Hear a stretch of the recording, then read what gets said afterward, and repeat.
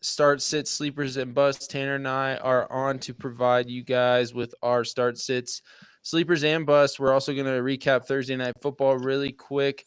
The Jets take down the Houston Texans in New York, and Aaron Rodgers looked good. Devontae Adams got in the end zone. Garrett Wilson might get sponsored by Jordan after this game. 2 one-handed catches. What a performance. Tanner, you got any thoughts on Thursday night football from your point of view? I missed some of the game, but CJ Stroud sacked 8 times. Hassan Reddick certainly made an impact in the second half. He had 8 pressures on 32 rushes, in just his second game with the Jets. Um, Recording 6 across 21 matchups with the Texans' right tackle Titus Howard. So Howard was getting cooked, that's for sure. But Reddick's 8 pressures were the second most by a Jets pass rusher in a game this season. So certainly someone they could have been using this year. Mixon continues to eat another 100+ yard day and a touchdown. I think he's done that in 5 of 6 games for them this year. Aaron Rodgers certainly had a good second half, 3 passing touchdowns, 15 of 18 for 179 yards. Damn near perfect passer rating, 147.7 in the second half. So yeah, Aaron Rodgers out of the darkness and into the light. All he needed was a Halloween game in the all black uniforms. This game should have been worse than it looks for the Texans. I mean, Malachi Corley dropped a touchdown on the inch-yard line. I don't know how many times or how many videos players are going to watch and see them do that over and over again and not ever fix it. We got to hold Deshaun Jackson 2.0. So that was fun. If it would have just stayed where it was, I think they would have called it down at the 1 yard line, but it rolled its way out of bounds. So it was a touchback and the Texans ball. But yeah, it should have been 28-13 instead. Texans got absolutely dominated up front. I know the Jets said that they were going to come out and be physical this game. They definitely did that. So that was encouraging to see from the Jets. I mean, I'll take a Gary Wilson 30 burger any day of the week for my fantasy team. That play just reminds me of Leon Lett and the Super Bowl against the Cowboys in the 90s. Recovering that fumble and running down the sidelines, started to slow down and reach the ball over the goal line. And I believe it was, Leon Lett knocked it out of his hands. And they recovered it in the Super Bowl. It was like a huge play in that game, even though, I mean, they were already up like 35 points at that point. But like that's what I remember from that game. Yeah, that was, I believe, the Bills, right? Yeah, it was Yeah, Don Beebe or Bebe, the receiver, I remember. yeah. That the Bills, ugh, they got dominated in every Kyle single Pitts game. last week, if they would have had that. Oh my gosh! If they would have had the pylon cam, Kyle Pitts definitely would have been called back. Mm-hmm. I saw a clip of Dean Blandino commenting on that, and it's just because not all TV stations have the ability to provide the cameras for the pylon, which I think is just dumb. Like the NFL should be the ones to do that. So I don't know why they're Mm-hmm. I don't know why they're not.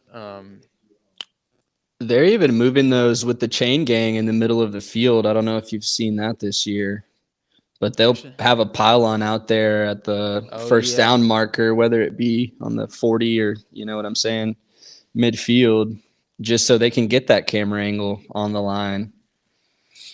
yeah. So it's crazy they didn't have That one in that game at all. Yeah, it's the NFL needs to implement them at all stadiums. So I don't know why they don't do that, but hopefully we don't get another one this weekend. Let's get into the week 9 start, sit, sleepers, and busts. Tanner, we'll go into the quarterbacks first, running backs, wide receivers, tight ends, and then kickers and defenses. As always, wrapping it up. So let's kick it off with the quarterbacks. My top start is Matthew Stafford. Last week, he got his guys back, scoring 32 fantasy points. And Seattle defense, they've allowed 4 or 5 quarterbacks in their last 5 games to score at least 23 plus fantasy points. So I think Stafford is firmly a low end QB1 with high upside to be a top 10 quarterback this week. And I think you can start him with confidence. I know we got news that Puka re-injured his knee, so that is a little concerning. But as we saw, Rap Sheet tweeted and said that it shouldn't be of concern. They aren't concerned as of right now. It looks to be just a minor setback or something. So we'll know more tomorrow. But Tanner, who do you have as a start at the quarterback position this week? Rolling with him again after last week. It's Bo Nix. He scored a season high, damn near 30 points last week when they beat the shit out of the Panthers.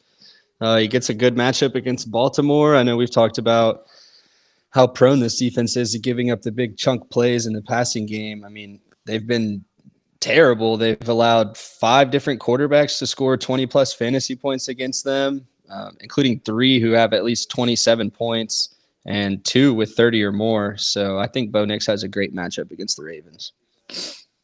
Yeah, I like Bo Nix a lot this week. He can get it done with his legs. Hopefully, it's going to be tough in Baltimore, but I think their pass defense is just atrocious, and he can take full on advantage. Let's move into the sits at the quarterback position. I've got Tua Tagovailoa as a sit. Only 2 quarterbacks have scored 17.9 plus PPR points versus Buffalo, so they don't allow a lot of points to quarterbacks, and Tua is only averaging 200 yards passing per game, 1 touchdown per game, and then 1.3 interceptions per game versus the Bills in his career. His last 2 games against Buffalo, he has 2 plus interceptions and only 1 touchdown in each game. He also hasn't surpassed 173 yards passing in those last 2 versus Buffalo. But it is to note that those were in Miami. This one's going to be in Buffalo. And his last 2 times in Buffalo, he actually has gone over 200 passing yards, but he still has a little bit of a turnover problem. And he just doesn't throw that many passing touchdowns against this defense. And this defense is better than I think they were last year against the pass. So I would caution starting Tua. I definitely like Bo Nix over Tua this week. Tanner, who's a sit for you at the quarterback position? He's been on fire lately, but I mean, it's Jared Goff for me. He had a weird week last week. He only threw for 85 yards, passing yards, but he had 3 touchdowns. Yeah. Um, in his 3 career games at Lambeau, is averaging just 13.1 fantasy points per game. He could struggle this week. I mean, the Packers held Kyler Murray and C.J. Stroud and Anthony Richardson, for what it's worth, to under 12 fantasy points at home this year. So I'm going to sit Goff in what just hasn't been a high volume passing attack lately. Yeah, I think they're going to lean on the run in this one. The Packers have been a little exposed on the ground. And I mean, with those 2 running backs, it's hard to go away from running the ball. I think also that may be why Sam Laporta's numbers are down this year is they're just not throwing as much. And I know early on in the season it was more going to Jameson Williams, but they don't even have him now. And he did go do well last week, and I think Laporta can do well again this week, but Goff is just not throwing the ball. And I have a sleeper. My week 9 sleeper at the quarterback position is Joe Flacco. He's playing a defense that allows the 10th most fantasy points to quarterbacks in Minnesota. 3 of the last 4 quarterbacks have 22 plus fantasy points against Minnesota. And Flacco has 2 plus passing touchdowns in all 3 games he's played this year. So I think you can start Flacco with confidence. He's got Josh Downs, and I'll talk about him later, and Michael Pittman Jr. He's also got Jonathan Taylor back. I think Joe Flacco has a pretty good week 9. If you need a quarterback to stream this week, if you have Brock Purdy or Russell Wilson, who both are on bye this week. Tanner, who do you like as a sleeper that someone that the listeners could stream this week at the quarterback position? Ooh, streamable. I'm going to go Kirk Cousins. I was going to say Caleb Williams. He's probably rostered. Sam Darnold probably rostered. I do like those guys. Hmm. But Kirk Cousins, he gets the Cowboys this week. I mean, he's coming off a 28.6 point performance and a win over the Buccaneers. And yeah, he gets the Cowboys. They've been a bad defense this year. He's at home. Dallas has allowed four different quarterbacks to go for over 21 plus fantasy points against them, including Brock Purdy's 26 last week. I believe Vegas has the total at 49 or 48 and a half last time I looked. So could be a high scoring game in Atlanta for Kirk Cousins and the Falcons. Yeah, I think that game can be very high scoring. Hopefully the Cowboys can get the win in that one. And speaking of the Falcons, this guy played the Falcons last week and he did pretty well. But he's going up against the Chiefs defense, which is why I have him as my top bust at the quarterback position. It's Baker Mayfield because no quarterback has topped 273 passing yards on the Chiefs this year. No quarterback has also passed for 3 or more touchdowns on the Chiefs this season. Baker does have 275 plus passing yards in 5 of 8 games this year, but he's lost his top weapons over recent weeks, and he has performed well over the last 3 weeks, throwing for 300 plus in each week. But the Vegas line has the Bucks as the fourth lowest implied point total for Week 9. Only the Panthers, the Broncos, and I believe the Raiders are lower. So not great. I don't expect Tampa to score many points in this one. The Chiefs defense has stifled teams, and I'll talk about them when we go into the defensive portion of this episode. But Tanner, who do you have as a top bust this week at the quarterback position? Got to be Kyler Murray for me. Tough matchup against the Bears. He's been really good in his last 3 out of 4 games. He's scored 20 or more fantasy points. Makes it tough to sit, but only Jaden Daniels has scored more than 17 points against the Bears this season.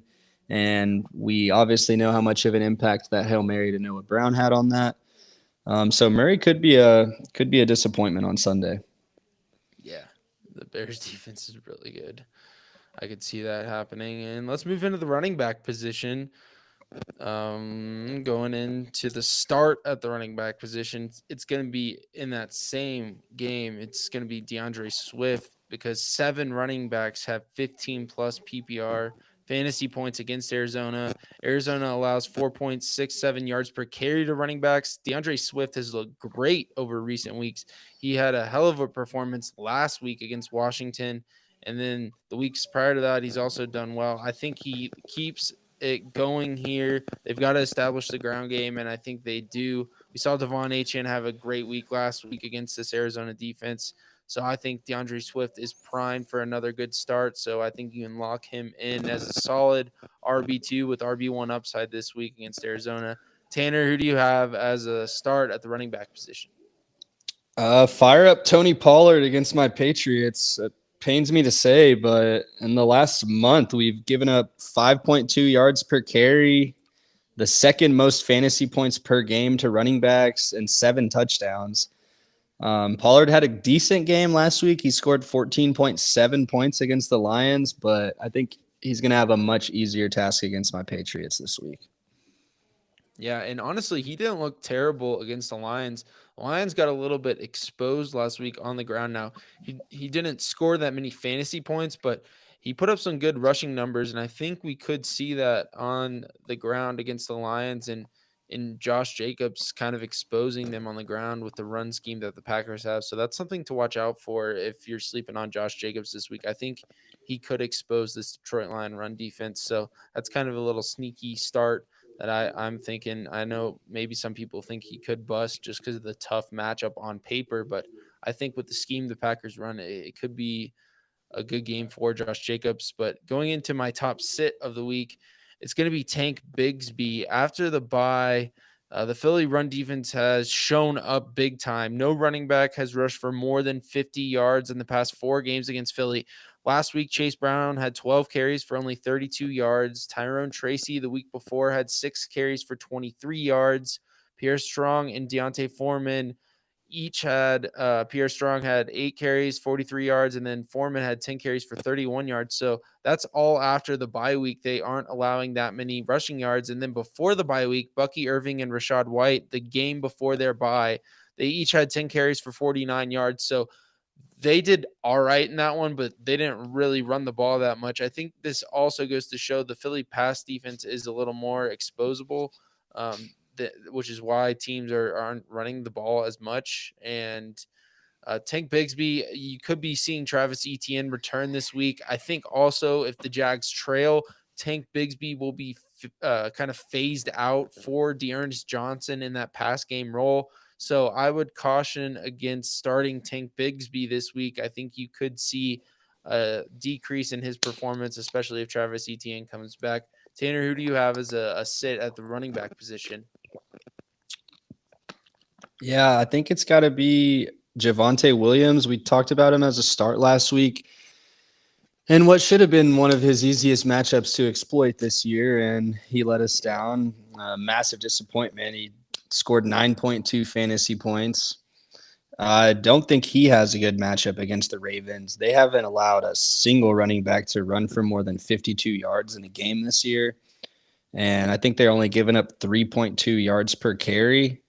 So I think Javonte Williams is probably a risky flex at best. Yeah, it just goes to show that he's not one of those guys that proves that if he has a good matchup, he's going to have a good game. He had a good matchup, but didn't have a good game. So he's just hit or miss. He's streaky, like you said, boom or bust type of player. It's tough to trust him a week after he had one of the best matchups in the league, and then he just did not do well at all. One of my sleepers at the running back position, Tanner, you want to go into this guy? It's Chase Brown of the Bengals. Yeah, I think Brown could have his best game of the year, honestly. He's been tough to trust lately. Thank God he found the end zone last week, Yeah. but he's definitely in flex starter conversation based on this matchup with the Raiders. Their defense has allowed 7 running backs to go for more than 15 and a half points, including 3 who scored more than 20 against them. It's pretty easy to get out. I think get out to a lead against the Raiders. I think game script's going to be in Chase Brown's favor for sure. Yeah, I do like Chase Brown. He's had tough matchups, but like you said, he's found the end zone, which has really saved his fantasy weeks. And also, if people are worried about Zach Moss somehow, I just want to throw out these stats. He scored double the touchdowns of Zach Moss this year, 4 touchdowns to only 2. And then he is averaging nearly 15 more rushing yards per game than Zach Moss and about 1.3 yards per carry more than Zach Moss as well.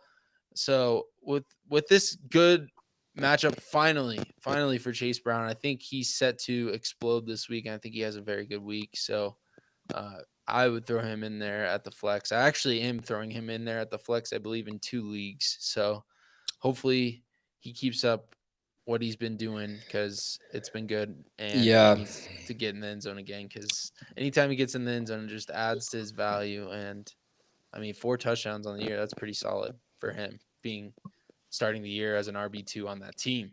he's so explosive on the tape too. If you Oh yeah, watch it, way more explosive than Zach Moss in my opinion. I do want to touch on Chuba for a second, if I could. Yeah, go Just for it. going back to Pollard and looking at his matchup against New England based on their last 4 games. Doing the same with Chuba, it's pretty similar. Over the last 4 weeks, the Saints have allowed 7 touchdowns and the 3rd most fantasy points per game to running backs. And in all, they've let 6 of them beat them for 16 points or more, including 3 with 26 fantasy points or more against the Saints. So, and I know Chuba has seen his fantasy point production drop in 6 straight games, which is like a huge red flag. I'm not trying to downplay that, but I just think he has a really good matchup against the Saints. Yeah, and I know some people could also be worried about Jonathan Brooks coming back Mm. this week, but I don't expect Jonathan Brooks to cut into that workload that much.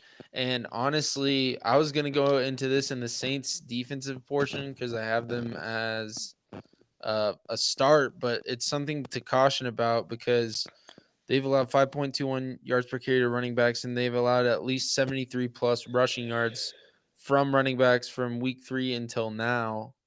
Their best performance was that 73-yard rushing game last week when they faced J.K. Dobbins and the Chargers.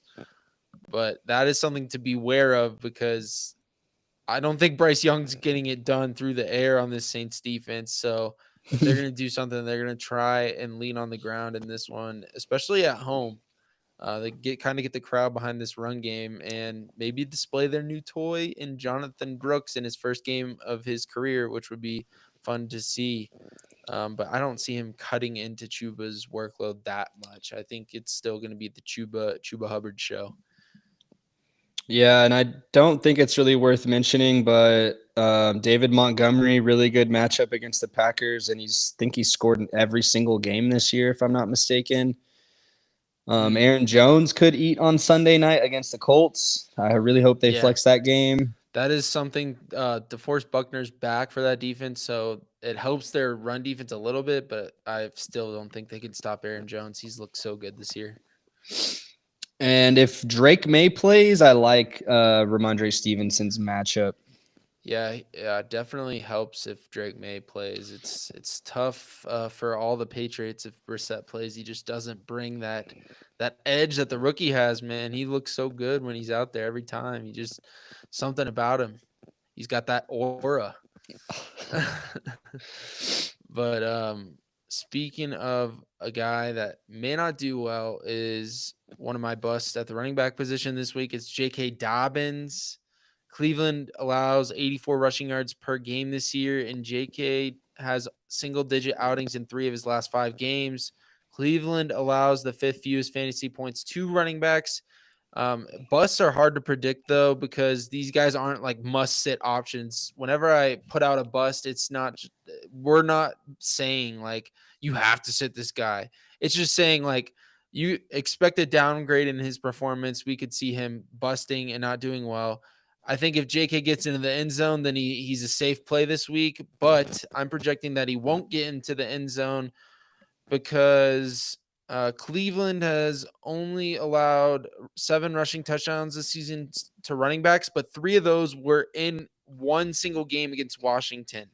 So in all the rest of their games, they've only allowed 4 rushing touchdowns. So I have a tough time getting behind starting J.K. Dobbins this week. If you have someone better, like I would probably start Chase Brown over J.K. Dobbins this week.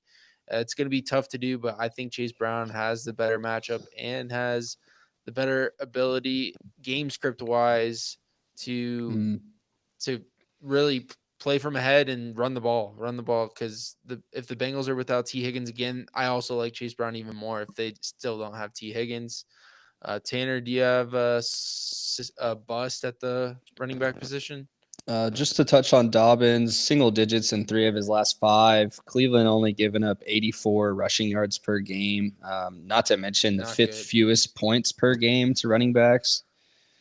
So I agree with you there on Dobbins. I hate to talk about him. I talked about him last week, but so I'll just say Nick Chubb's only averaging 2.7 yards per carry. He's scored 15.4 combined points in his first 2 games.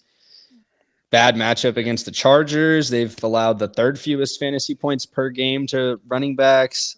So avoid Nick Chubb if you can. I know that might be hard to do. You've been stashing him all year long. You're excited to put him in your lineup, but he's just got tough matchups. Just let him get a little bit more healthy, and then I think hopefully come Yoffs will be able to roll his ass out there. Yeah. Let's get into wide receivers now because this is where we have most of our players. I'm pretty excited about these wide receivers this week, starting wise. I think you should easily be firing up Devontae Smith. We saw him get back on track last week against the Bengals. He had a dud the week before, but I think he stays on track this week. A Jags defense is not good against wide receivers. They allowed the 4th most fantasy points to wide receivers this year. I think he's a set it and forget it wide receiver 2. And then another set it and forget it wide receiver 2, who also got back on track last week, coming back from the concussion, who I love this week. He's going to make the cover art. It's Chris Olave. Last week, Olave had 8 catches for 107 yards on 14 targets. No Rashid Shaheed. He should be getting his quarterback in Derek Carr back, which I know, Tanner, you're excited about because Spencer Rattler, it's been tough to watch him command this Saints offense. I know. But I think the Panthers are just such a good matchup for Chris Olave. He didn't do great in the first game they played, but Rashid Shaheed did, but the Panthers have allowed the number one wide receiver to score 15 plus PPR points in 5 straight games. Cortland Sutton last week had 8 catches for 100 yards. Terry McLaurin the week before had 6 for 98 yards. Drake London the week before had 6 for 74 yards and a touchdown. DJ Moore had 5 for 105 and 2 touchdowns. Jamar had 3 for 85 and a touchdown. So those wide receiver ones saw production. Not to mention the non-wide receiver ones. Jacoby Myers, 7 catches for 62 yards and a touchdown. Trey Tucker, 7 catches for 96 yards and a touchdown. Quentin Johnston, 5 catches, 51 yards and 2 touchdowns. And then Rashid Shaheed, week 1, 3 catches, 73 yards and a touchdown. Olave should see double-digit targets in this one with no Rashid Shaheed. I think he's a set it and forget it. Just because of his volume alone. And this Panthers defense is bad. After I just read all those stats, I mean, Quentin Johnston scoring 2 touchdowns, Trey Tucker got in the end zone. Like, surely Olave gets in this week. Tanner, who do you like at the wide receiver position? Ooh, it's scary Terry. He heated up last week against the Bears, 17.5 points in a bad matchup. Guess what? It's not a bad matchup this week against the Jets. He's going to be looking scary as hell out there. Their defense has been bad against wide receivers on the perimeter. They've given up 5 touchdowns and the 7th most points per game. Fucking NFC East secondaries are a joke. I know he only had 8.2 points against the Giants in week 2, but that was before this offense really found itself. Before McLaurin, I feel like even really got into in-season shape. I mean, it's Halloween. Fire up, scary Terry. Scary Terry. I think Jaden Daniels and him just have a connection now. Like week 2, like they just weren't. I feel like they just weren't clicking yet, and now they're clicking. And I think, yeah, the Giants can't cover anyone At all. I think Worthy could be a sleeper. I don't know if we're there yet, but I mean, he's not putting up big numbers, but he scored 11 plus in 3 of his last 4 games. I want to start him just because, but I can't. I Too don't stacked at receiver. Yeah, I mean, okay, yeah. Let's name these off: Olave, CD, Drake London. Those guys are locks. And then for flex, it's like Chase Brown or Xavier Worthy, and I'm thinking Chase Brown. Yeah, definitely. Yep. I really think he's gonna have his best game of the year. Yeah, me too. I just think it's so tough. It's so tough to sit Worthy, but he's gotten 8+ targets in his last 2 games after they came off the bye, and this is where you start to see the rookie wide receivers kind of get in their groove. We saw Ladd McConkey get on track last week, scoring 2 touchdowns. So who says that Xavier Worthy can't get on track this week and score a touchdown against this atrocious Bucs defense? I really think that the Chiefs are going to stay undefeated in this one. It's going to be tough for the Bucs to get going on offense. But another wide receiver I do like is Josh Downs. I think he's a solid wide receiver 2, wide receiver 3 play this week. He's top wide receiver with Flacco at quarterback. So Flacco is starting at quarterback, and in every game Flacco has started, he's produced top 20 wide receiver numbers. The Vikings defense allows the most points to wide receivers, and Downs scored at least 15 plus PPR points in all 3 games with Flacco this season. So I think you can fire him up with confidence this week, and he plays into my Joe Flacco sleeper at the quarterback position. So I think this game is going to be a good one. Vikings and Colts on Sunday. Tanner, you have any other starts at the wide receiver position or sleepers? Mooney against the Cowboys. Think he's going to have a great game. Romeo Dobbs against the Lions. He could be a sleeper. He's got a good matchup. I hope Jordan Love goes. I really do, because it just upgrades him even more with that Yep. Really good matchup he's got. And going back to those running backs, I think if Malik Willis plays, that the clock's going to be getting chewed out a lot more in that game as well. Yeah. But also with Worthy, Tampa over the last 4 games, giving up 7 touchdowns and the third most points per game. Overall, though, the Bucks are allowing 158 receiving yards per game to receivers. Yeah. So really like Worthy as a sleeper. Yeah, another sleeper rookie I do like who's gotten on track recently. Keon Coleman, back to back weeks with 7 targets. Jalen Ramsey probably will be occupied with Amari Cooper in this one. Hopefully Amari Cooper goes because that helps Keon Coleman out a little more. If Cooper is somehow unable to go, then I expect also a big game from Shakir and um, Keon Coleman looks to line up against Cam Smith or Kendall Fuller on the outside. Jalen Ramsey's probably going to be trailing him if Cooper doesn't go. But I like Shakir and Coleman this week as wide receiver 3 flex plays due to their matchup. We saw Marvin Harrison Jr. do well last week, and I think that they can expose this defense with Josh Allen at quarterback. I think it's a pretty good matchup for them, even though I think it appears red on people's apps or Sleeper, ESPN, Yahoo, or whatever. So people may be nervous to start these guys. I would fire them up as flex plays for sure. I think they're going to have a good week. Tanner, you have anything else, or should we get into sits at the wide receiver position? Let's go into sits. All right. Who's a sit for you starting off at the wide receivers? None other than Amari Pooper. His snap count went up last week, but he only had 2 targets. What do you have? Like 1 catch for 3 yards or something. Not good. And like you said, Keon Coleman and Khalil Shakir, they're part of this offense too, and they both played more snaps and had more targets in their last game than Amari Pooper. He gets Jalen Ramsey this week, who should be pretty pissed off about what Marvin Harrison just did to him. Yeah, And the made him look Dolphins silly. have given up only 2 touchdowns and the 7th fewest points per game to perimeter receivers. Amari didn't show up last week, and I don't expect him to show up this week as well. Yeah, I like Shakir the best. I think out of those 3 guys. Me But too. yeah, Shakir and Coleman have just been getting all the targets from Josh Allen. He's loving those 2 guys right now.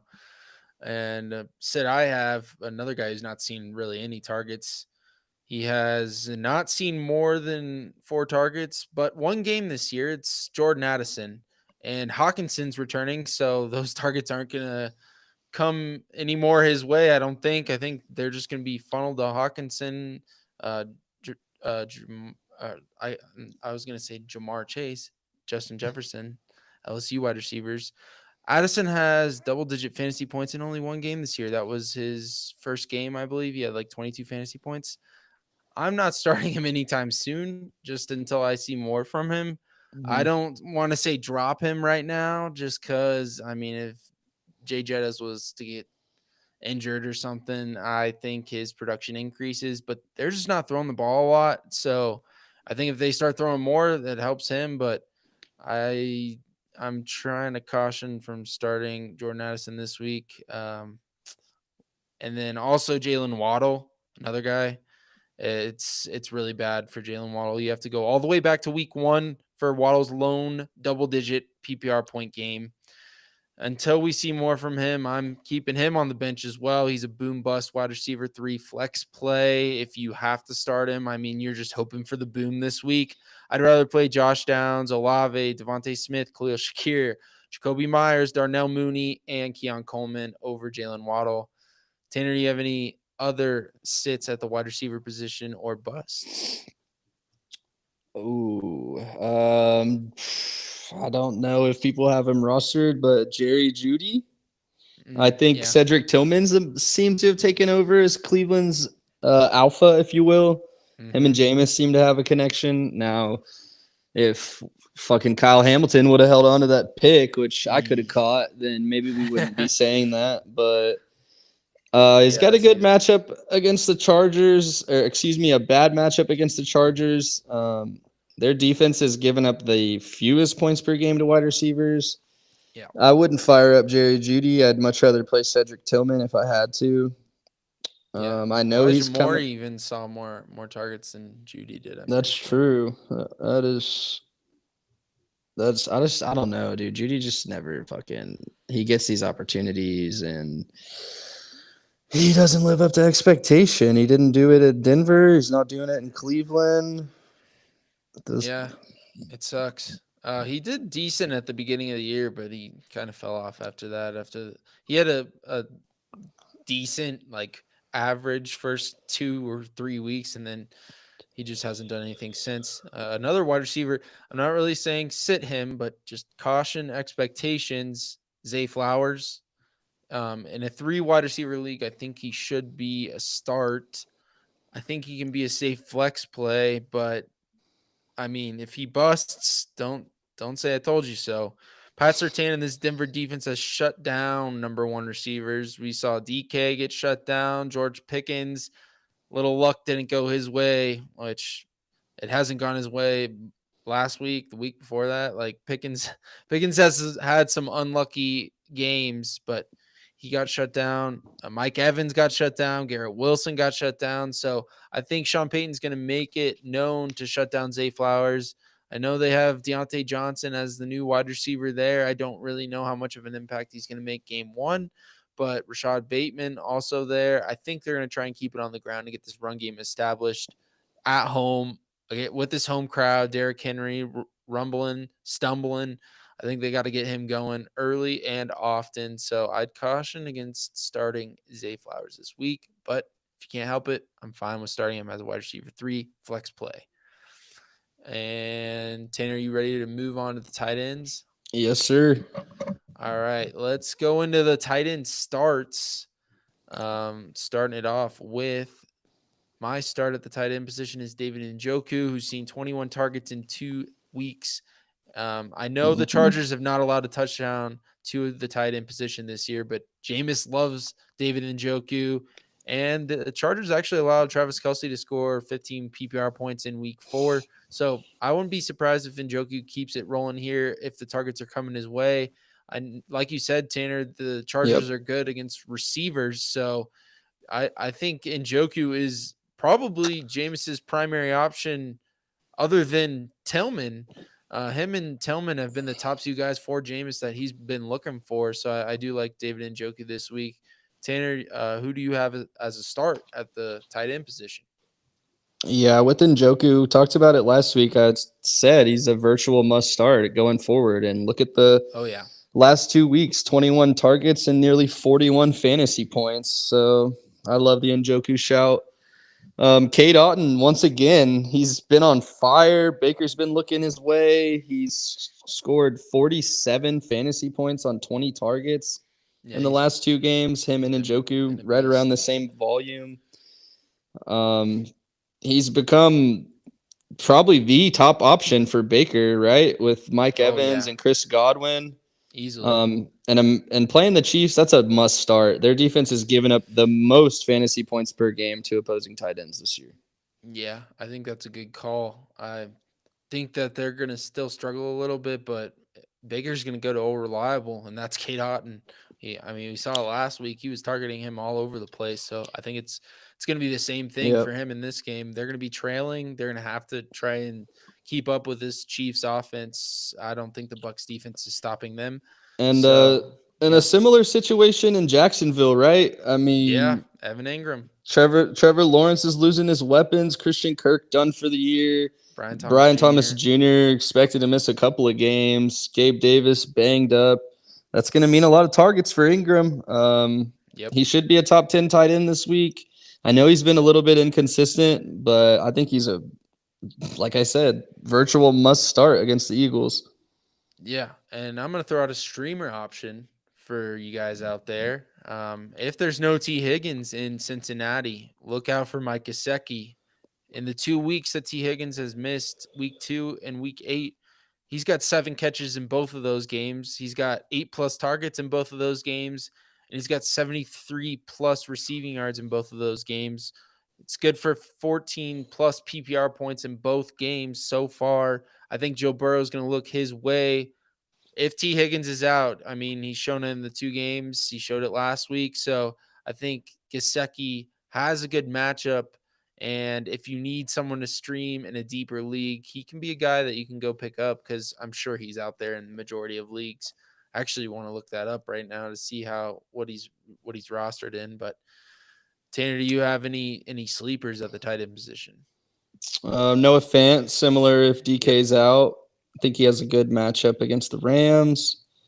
We've seen a lot of tight Um, ends produce over these past couple weeks, if I'm being honest. They started out the year yep. slow, but it's picked National up. Tight End Day, especially last week. Oof. Yeah, last Sunday they really went off. Um, I guess I'll just tell managers to hold their faith in Ferguson. He's had a couple of bad games in a row. He's only had 12.4 fantasy points in his last two games. But again, this matchup against the Falcons could be high scoring. Their defense just got shredded by Cade Otton last week for nearly 30 fantasy points, Yeah.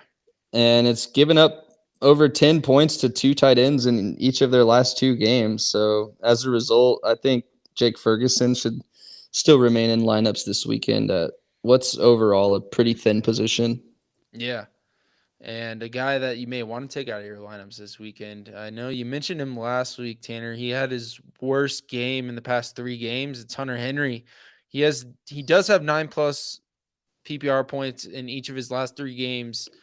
The last game being his worst, but the Titans are number 5 in fewest fantasy points allowed to tight ends. I think if May plays, this boosts Hunter Henry up, so I Mm-hmm. wouldn't be so like considering him as a sit, I guess, because like you said with Ramondre, just upgrades if May's the quarterback instead of Brissett. But Hunter Henry's not averaging as many points with Brissett at the quarterback position now. The sample size is different. He's played more games with Brissett, but in the 2 games with Drake May, he scored double-digit fantasy points. So if Drake May is starting, I think you like starting Hunter Henry as a low-end tight end one a little more, but if it's Jacoby Brissett, definitely sit him in this one. It's a tough matchup, and I don't think they're going to do quite well in this one. Yeah, he's been I mean, 9.5 in his last three games. It's not bad.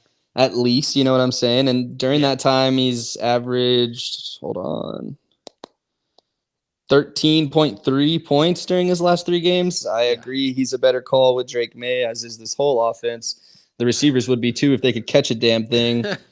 But yeah, the Titans defense, they've only allowed one tight end to score more than 8.2 fantasy points against them this year. So I do think Hunter Henry would be a sit if you can. There's got to be some better options out there this yeah, week.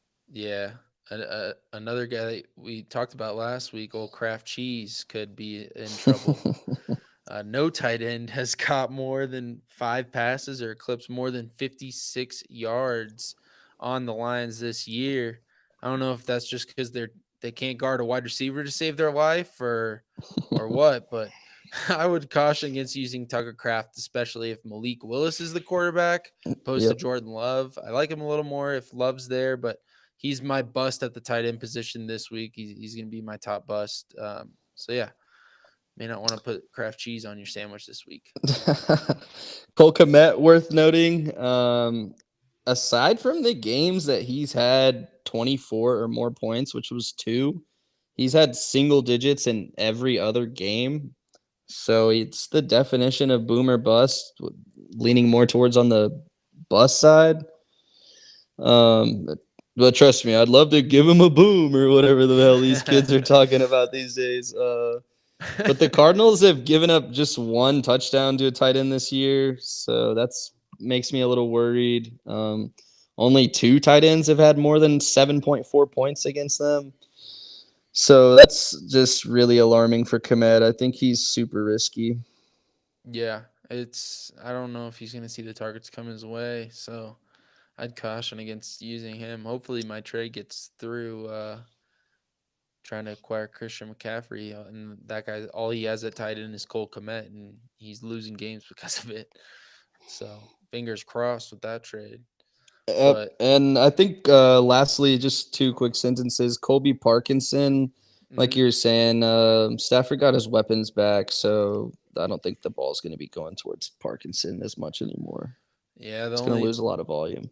the only way I can see that happening is if somehow Puka's ruled out. But as we saw, the news looks like it's not really concerning. So hopefully Puka's good to go. But that's the only way I could see Parkinson even being remotely startable or as a Correct. sleeper streamer option at the tight end Even in position. daily fantasy, where maybe Yeah, like he'd be a cheap option to throw out there if you want to save money in daily. But let's move on to the defense and kickers. Which one do you want to go in first, Tanner? Defense or kickers? let's do defense. All right.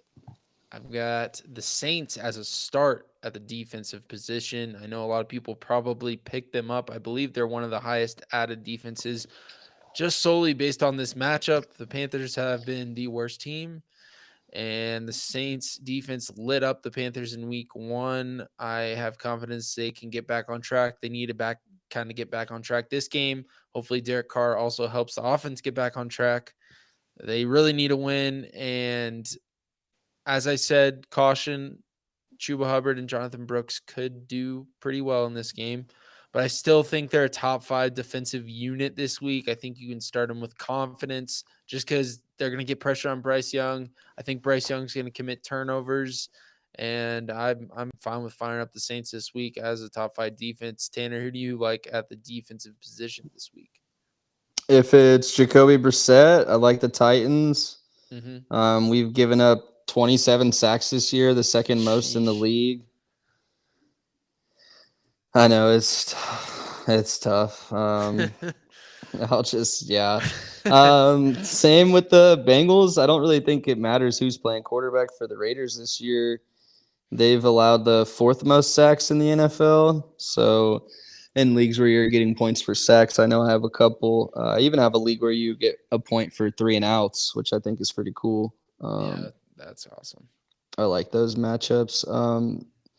Ravens against the Broncos, possibly because they're at home. Eagles versus the Jags because they're so banged up. Yeah, I'm starting them in a Or couple. the Commanders, they've been a sneaky good defense this year, and they get Daniel Jones this week. So Yeah, something I'd caution with the Commanders, like I cautioned with the Saints, even though the Saints are still a top unit, and I think the Commanders can still be a top like 10 unit this week on the defensive side. But Tyrone Tracy, if he's healthy, he may run wild on that Commanders defense. I mean, we saw DeAndre Swift do that. I don't know. I think that the Washington Commanders should sacrifice all bodies to Malik Neighbors and Tyrone Tracy, the two rookies, but they've looked the best two players on this Giants team. So yeah, I uh I do like the Commanders this week. who do you got at kicker? One other defense, or Hmm. well, you mentioned them. Never mind. Cincinnati, right? Yep. Yeah. Kicker. Wait. I got to talk about Denver defense if that's cool. Yeah, they are Um, on my bust list. yeah, they might be number one defense on the year in terms of fantasy points, but their matchup against the Ravens, I mean, Yeah, defenses have averaged the fewest fantasy points against Lamar Jackson this year. that offense is humming. So it could be a bad week for Denver. If I have a roster spot available and I can pick up and stream some of those defenses that we were talking about, New Orleans, Cincinnati, Tennessee, I'm looking to do that. For sure. Um, the Vikings against the Colts if they're available, which they won't be, but Yeah. I mean, I'm looking to do that, but Yeah. and Lamar, they've only committed 2 turnovers in their last 3, damn, which yeah. So they're not turning the ball over, and they're going to be at home. They're going to have the home crowd behind them. So it's tough matchup for the Broncos. I think this is a bounce back spot for Baltimore after that horrific performance last week, but Lamar does have to be better than he was last week because I don't know if you were watching that game, Tanner, but he almost threw a couple interceptions that the DBs of the Browns just did not come down with. So I think Pat Surtain can come down with it, and we've seen this Denver secondary come down with some turnovers. But I mean, if there's really no other option and you have to fire this defense up, go ahead. Like, just pray and hope they get turnovers. But it's such a bad matchup that I think you should probably go and stream. It's just a Same with the tough defensive week overall, with two of the top defenses being on bye. Yeah, the Packers as well. They're the third best defense in fantasy points this year, but they get the Lions, who Mm-hmm. are averaging almost 34 points per game and nearly 400 yards of total offense. Yeah, that's a Uh, tough start. Green Bay, looking at their turnover rate, they've committed the fifth fewest turnovers on the year. So I think that's a bad matchup for them against Detroit. Yeah, that's gonna be tough.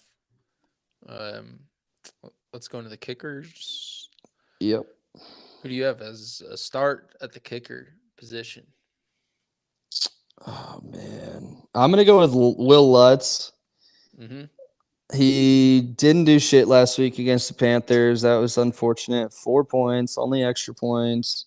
Sean Payton starts pulling out all the trickery, I guess, trying to run up the score. Allegedly, I'm not sure, but Lutz has been good this year. He's averaging nearly 10 points per game. Baltimore's defense has allowed at least 9 points to five kickers, including four who scored at least 11. Lutz has been good. I like the matchup. I think Bo Nix is going to be able to move the ball. So Will Lutz. Yeah, yeah, and I like Will Reichert. I don't know if I pronounced that right, but Mm-hmm. the Vikings kicker has not missed an extra point or a field goal all year. Knock on wood. He also has a long of 58 yards this year. The Colts have allowed multiple field goal attempts in 6 out of 8 games this season, and he's kicker 8 on the year, averaging over 10 fantasy points per game. I think the Vikings are going to score a lot in this one, and I think he is going to be. I honestly think you can stream him because I just looked at my 12 team league and he's somehow available. I don't know how, but he's out there. So definitely look for him on the waivers or free agency. Another guy I like more of a sleeper is Blake Groupie. He had 22 fantasy points against his Panthers defense in week one. He had 4 field goals and 5 extra points. 2 of those field goals were over 50 yards. So I think he's a comfortable start. Tanner, who do you have as a sit at the kicker position, or some kickers that you want to avoid? Um, Real quick, coup. Just we mentioned that matchup against the Oh Cowboys could yeah, be high he's scoring. gonna he Since should week score a lot. 4, the Cowboys have had 3 kickers score 14 or more points against them. I like those numbers. My God, we suck. Guy I'm looking to avoid, Jake Bates. Last week he scored 12 points and he scored 29 across his last 3 games. So he's hot, but One of those is against the Cowboys. tough matchup. The Packers only allow 6.5 points per game to kickers. So do with that as you will. And going off of, the Dolphins Bills game, I think Jason Sanders could have a bad Yeah, week. He yeah, had got him 11 as a sit. points against the Cardinals, but in his career against the Bills in 12 games, he's averaging just 4.6 fantasy points against the Bills. That's bad. And he's also scored just 11 points combined in their last 4 games against the Bills. That's really bad. I got another guy that is probably gonna. You should just honestly release him at this point. The Chiefs' defense have not allowed an opponent to score 28 plus points in a game since Super Bowl 57 in 2022 against the Eagles, which is shocking. They went all of last year and so far this year, not allowing any team to score 28 plus points in a game. McLaughlin has also yet to score multiple field goals in a game since week 5, so I think he is a sit, and you can probably drop him. The Chiefs are also number 8 in fewest fantasy points allowed to kickers. Not good for Chase McLaughlin. I think if Will Reichard's out there, go grab him instead of Chase McLaughlin because it's not looking pretty for the Tampa offense. I already mentioned that they're the 4th lowest implied point total for Vegas. Whenever I was talking about Baker as my bust, so yeah, the Bucks offense is going to be tough to trust. Other than Cade Otton this week, I think he's going to be probably the only guy you want to start. Um, the Chiefs are tough against running backs, wide receivers. Their defense is stifling, man. Spags really got those boys going. I think they're giving it up to the tight ends, though. Yeah, Cade Otton's the only guy that I think you want to start. They've given up the most fantasy points per game to tight ends this year. Yeah, I think it also the game script favors Otton a lot in that one. So I think that's a good Also, call. sit Matt Gay. No kickers scored more than 8 points against the Vikings this year, and 5 of those kickers have scored 5 points or less. So while I am more excited about, Joe Flacco coming back, but I don't like a kickers matchup against the Vikings. Yeah, I think Jake Bates may have had his worst game in the last couple against the Vikings because I think they allow more touchdowns than field goals. So they're just allowing teams to score. Or also the first couple weeks of the season they were just shutting teams down. So I think the Vikings may be able to get back on track here on the defensive side, but they've got to figure out how to stop Josh Downs and Michael Pittman. Um, but yeah, that's all I have for start, sit, sleepers, and bust. Tanner, you got anything else?